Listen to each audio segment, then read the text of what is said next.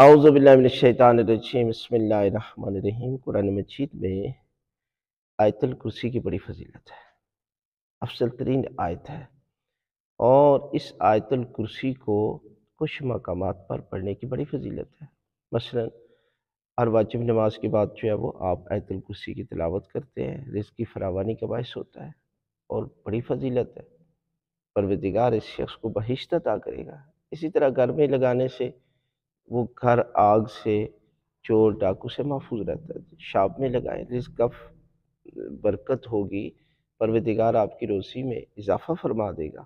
رات کو پڑھے سونے سے پہلے پروردگار آپ کو فالج سے محفوظ رکھے گا، اس گھر پر پروردگار کی رحمتیں نازل ہوں گی۔ لہذا آپ کھیت میں لگا لیتے ہیں تو پروردگار اس کھیت میں برکت پیدا کرتا ہے اور کھیت کو چور ڈاکو سے محفوظ رکھتا ہے۔